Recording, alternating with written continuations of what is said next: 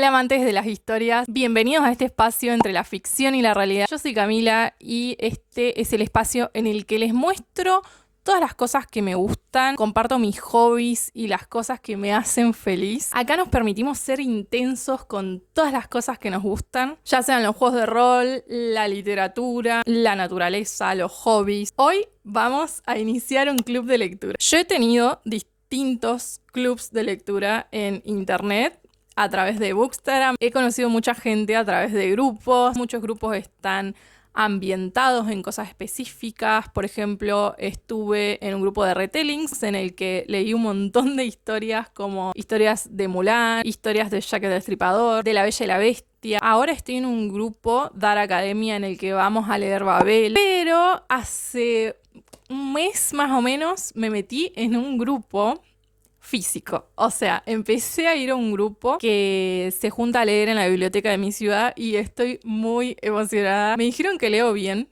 así que ya me dirán. No, pero sentí como una emoción tremenda al leerle a la gente y tener como esa devolución. Yo fui con todo, llevé un relato de Mariana Enríquez de Las cosas que perdimos en el fuego. Sí, admito que fue mucho, pero me gustó la recepción que tuvo, porque si bien quizás no es lo que leen habitualmente, sí hubieron buenos comentarios y hubieron recomendaciones de cosas parecidas a Mariana Enríquez. También me gustó ver las historias que llevaban. Hubo un señor que llevó una historia del folclore de un lugar al que había ido. El tema es que con toda esa emoción dije, tengo que crear un club de lectura en el que pueda leer cosas y después ustedes me digan qué tal, qué piensan de esa lectura y quizás se abra algún tipo de debate, ojalá. También me gustaría que me recomienden cosas que puedo traer a este club de lectura. Ahora, aprovechando la temporada de Spooky, voy a leer sobre todo relatos de terror en estos 2 meses, septiembre, octubre, pero después tengo pensado traer otro tipo de cosas. Tampoco voy a hacer videos tan largos, entonces seguramente lea relatos más que nada, pero había pensado que puedo leer primeros capítulos o la primera parte de un libro, como para decir, mira, si te interesan estos capítulos, anda y léete este libro, como una forma de recomendar mis libros favoritos que no sea solo a través de reseñas. Y hoy, como podrán haber visto en el título, traje La Máscara de la Muerte Roja. Este relato lo conocí el año pasado en un challenge que yo hice de justo en esta época, creo que en octubre. Estuve durante 7 días leyendo un relato de terror cada día hasta llegar a Halloween. Esta antología de Poe me la regaló mi mamá en el día del libro del año pasado. Yo le había mandado un reel que decía a las lectoras por el día del libro se les regala un libro. Y no me lo esperaba, pero llegó con un libro después. Tenía mucho hype por La caída de la casa Usher, pero no sé si no le entendí, pero no me gustó tanto. No me terminó de cerrar y hay otros relatos en esta antología que sí, que son como lo que yo me imaginaba que iba a ser leer a Poe. Por ejemplo, Manuscrito allá en una botella es un relato que te deja la piel helada. Bueno, y este que voy a leer también es muy intenso. Perdón por esta tremenda introducción, pero tenía que presentar este club de lectura. Así que, sin más preámbulos, vamos a La Máscara de la Muerte Roja. Durante mucho tiempo, la muerte roja había devastado el país. Jamás una peste había sido hasta tal punto fatal y espantosa. Su encarnación era su sangre y su sello. Empezaba con dolores agudos, un vértigo repentino y, enseguida, comenzaban a sangrar los poros hasta que se sobrevenía la muerte. Las manchas escarlatas sobre el cuerpo y, en particular, sobre la cara de la víctima eran el estandarte de la peste y la aislaba de toda simpatía y de toda ayuda ajena. Y toda la dimensión, progreso y fin de la enfermedad se cumplían en media hora. Pero el príncipe Próspero era feliz, osado y sagaz. Cuando la mitad de sus dominios quedó despoblada, convocó ante él a 1000 amigos, fornidos y desaprensivos, elegidos entre los caballeros y las damas de su corte. Y con ellos se retiró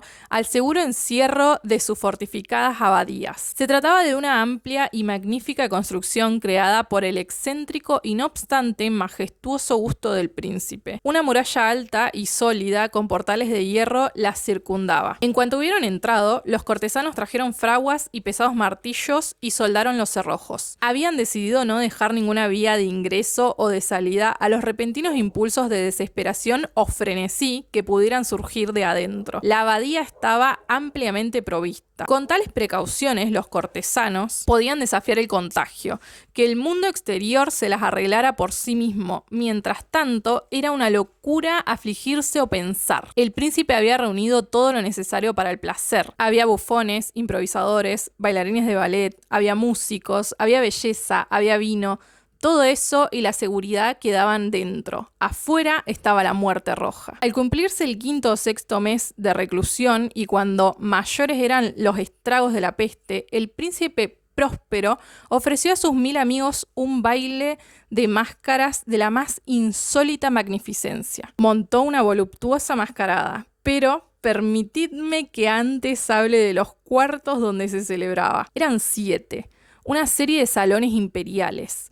En muchos palacios, tales aposentos forman una larga y recta galería, ya que las dobles puertas se abren hasta adherirse a las paredes, para permitir que la vista alcance la totalidad de la galería.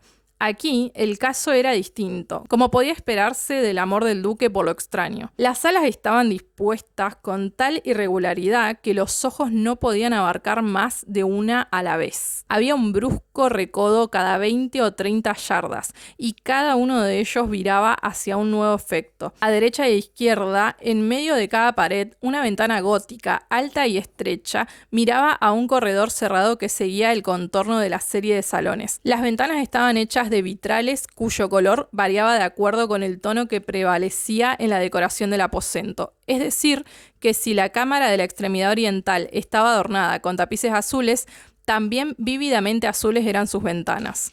El segundo cuarto mostraba ornamentos y tapices púrpuras. Entonces también los vitrales eran púrpura. La tercera era totalmente verde y así sus cristales. La cuarta había sido decorada e iluminada con un tono naranja. La quinta era blanca. La sexta violeta. El 7º aposento se mostraba totalmente cubierto de colgaduras de terciopelo negro, que caían del techo y de las paredes en pesados pliegues sobre una alfombra del mismo tono y material. Pero solo en esta cámara el color de las ventanas no se correspondía con la decoración.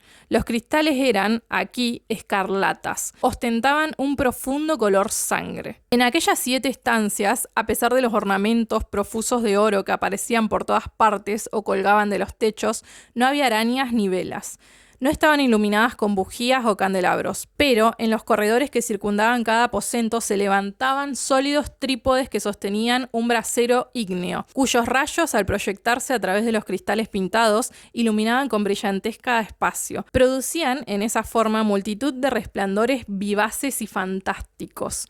Pero en la cámara del oeste, la cámara negra, el fuego que, a través de los cristales color sangre, se derramaba entre las sombrías colgaduras, producía un efecto tan siniestro y confería una coloración tan extraña a los rostros de quienes penetraban en ella, que pocos eran lo bastante audaces como para poner los pies en el recinto. Contra la pared oeste, además, había un imponente reloj de ébano. Su péndulo se balanceaba con un sonido sordo, pesado, monótono, y cuando el minutero había cumplido su circuito y la hora iba a sonar, de los pulmones de bronce del reloj nacía un tañido claro y resonante, lleno de música, pero su tono y énfasis eran tales que a cada hora los músicos de la orquesta se veían obligados a detener momentáneamente su ejecución, y las parejas danzantes interrumpían a la fuerza sus giros. Durante un momento, en aquella alegre sociedad reinaba el desconcierto, y mientras aún resonaban los tañidos del reloj, se observaba que los más atolondrados empalidecían y que los mayores, más serenos, se pasaban la mano por la frente como si se entregaran a un ensueño o a una confusa meditación. Pero ni bien los ecos se extinguían del todo, risas ligeras nacían en la reunión. Los músicos se miraban entre sí, como sonriendo ante su insensata nerviosidad, mientras se murmuraban promesas uno al otro, de que el siguiente tañido del reloj no suscitaría en ellos una emoción parecida, mas al cabo de 60 minutos, que abarcan 3.600 segundos del tiempo que vuela, ocurría el mismo temblor, el mismo desconcierto y la misma meditación. A pesar de ello, la fiesta era alegre y magnífica. Los gustos del duque eran singulares. Sus ojos se mostraban especialmente sensibles a los colores y los efectos. Desdeñaba los meros caprichos de la moda. Sus planes eran osados y vehementes, y sus conceptos brillaban con bárbaro esplendor. Algunos pudieron haberlo creído loco. Sus seguidores sabían que no era así. Era necesario oírlo, verlo, tocarlo para asegurarse de que no lo estaba. El príncipe, en gran medida, se había preocupado personalmente de la decoración de las 7 salas destinadas a la gran fiesta, y su gusto había guiado la elección de los disfraces. Ciertamente ellos eran grotescos. Había mucho brillo, de esplendor, de picardía y de fantasmagoría. Mucho de lo que después habría de verse en Hernani. Se veían figuras de arabesco con siluetas y atuendos impropios. Se veían fantasías delirantes como las que gustan a los maníacos. Abundaba lo bello, lo extraño, lo licencioso, y no faltaba lo terrible ni lo repelente. En suma, en aquellas 7 cámaras se movían de un lado a otro una multitud de sueños, y aquellos sueños se contorsionaban en todas partes, tiñéndose con distintos colores al pasar por los aposentos y haciendo que la extraña música de la orquesta sonara como el eco de sus pasos. Pero otra vez tañe el reloj, que se alza en el aposento de terciopelo, y así, por un momento, todo queda inmóvil, todo es silencio excepto la voz del reloj. Los sueños quedan helados, rígidos en sus posturas, pero los ecos del tañido se apagan.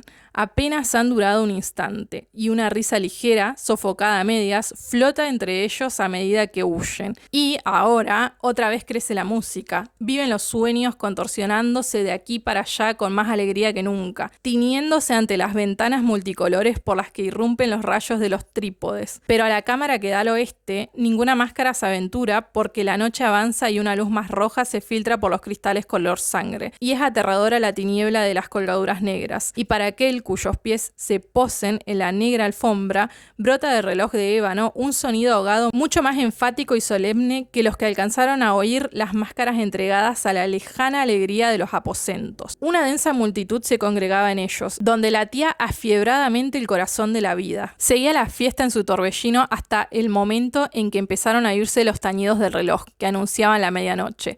Y cesó entonces la música, como ya he dicho, y las vueltas de los que bailaban se interrumpieron, y como antes, con angustia todo se detuvo.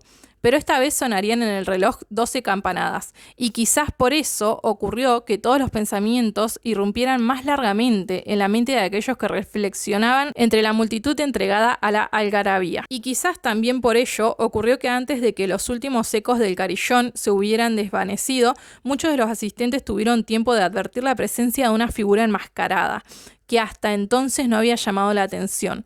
Y en un murmullo corrió la noticia de esa nueva presencia y se elevó al final un rumor que expresaba desaprobación, sorpresa y por fin espanto, repugnancia y horror.